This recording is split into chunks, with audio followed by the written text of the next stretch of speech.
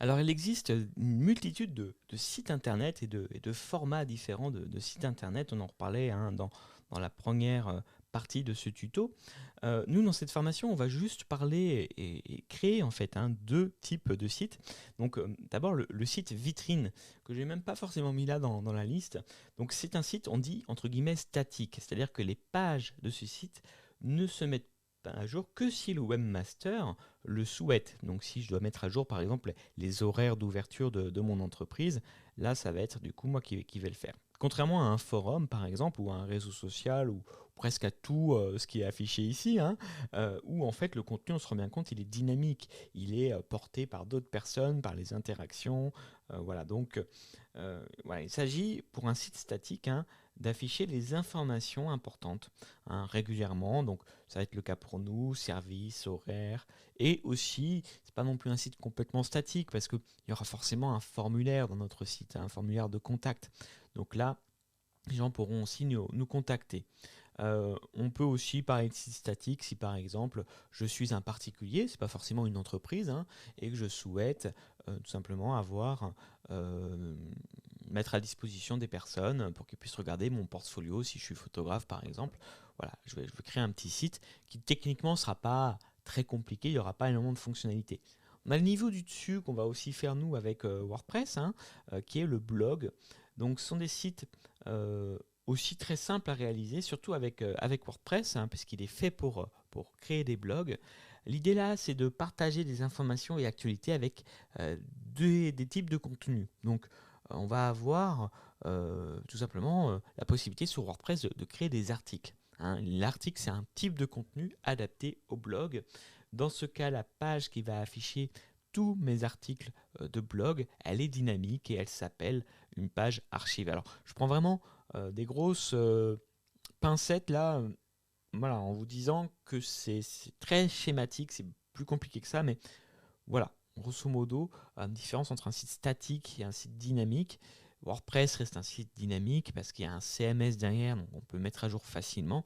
Mais vous comprenez l'idée, on n'est pas sur ce genre de site-là. Voilà, donc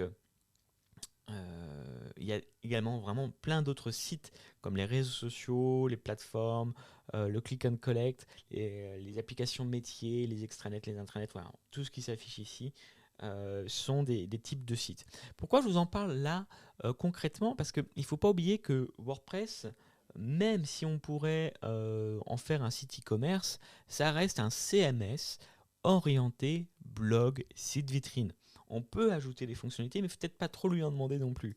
En fait, vous avez, quand on va parler d'ajouter des fonctionnalités avec des plugins notamment, donc des extensions, c'est un petit peu comme si on ajoutait une petite brique. Et donc, le fait de combiner ces briques-là vont former ce qu'on appelle une brique fonctionnelle. Bon, bah voilà, par exemple, je vais ajouter la brique commerce à mon site pour le transformer en un site e-commerce, par exemple. Et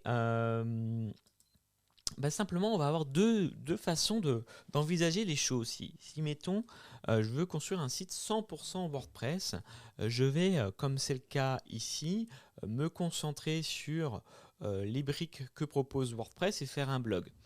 Et je pourrais très bien me dire que je vais utiliser WordPress avec ses plugins pour faire d'autres choses. Donc par exemple, construire également un espace membre et un blog, on va dire la brique verte et la brique jaune, en plus de ma brique WordPress. Mais le problème si je fais ça, c'est qu'en fait, je vais un petit peu complexifier mon application web, faire de plus en plus de choses. Et je vous rappelle des choses pour lesquelles WordPress n'est pas prévu à la base. À la base, WordPress, c'est le blog et c'est les sites vitrines. Ça ne veut pas dire que ça a mal fonctionné, mais parfois, on a l'option 2. L'option 2, c'est quoi? L'option à droite, c'est de se dire, mais ok, je vais faire mon blog et je vais le faire avec WordPress parce que c'est pour ça qu'il est doué, d'accord? Et je vais avoir une boutique avec un CMS différent, donc là en l'occurrence par exemple avec Shopify, parce que c'est dans ça qu'il est doué. Ça ne veut pas dire qu'avec WordPress, vous allez pouvoir rien faire du tout et que c'est une honte.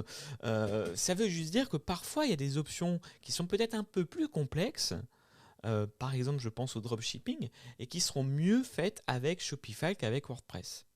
Donc gardez bien à l'idée que, en gros, on a une application web, un noyau, entre guillemets, un cœur, donc, comme on dit. Hein, donc sur WordPress, le cœur, c'est quoi? Le cœur du noyau, c'est créer des sites internet de vitrine ou de blog. Et on peut ajouter ou pas des options. C'est pas forcément toujours une bonne idée si on veut partir sur quelque chose de complexe ou simplement avoir quelque chose de vraiment taillé pour. Parfois, il vaut mieux prendre par exemple deux CMS et avoir son blog d'un côté et sur une autre URL slash e-commerce ou plutôt store.votrenom.com par exemple, d'avoir un Shopify qui tourne. Voilà, je voulais juste un petit peu refaire cette explication-là. Parce que je vois souvent le problème de on veut trop en demander à WordPress, en plus on a un petit hébergeur qui n'est pas forcément fait pour avoir beaucoup de plugins, du coup c'est lent, ça rame, et on se retrouve surtout avec quelque chose qui est très compliqué à gérer derrière d'un point de vue maintenance, parce qu'encore une fois, WordPress n'est pas fait pour gérer des sites e-commerce. Attention, ne me faites pas dire ce que je n'ai pas dit, il y a plein de sites qui tournent avec WooCommerce et qui fonctionnent très bien. C'est juste que si vous faites ça, vous vous embarquez parfois dans des choses peut-être un petit peu complexes.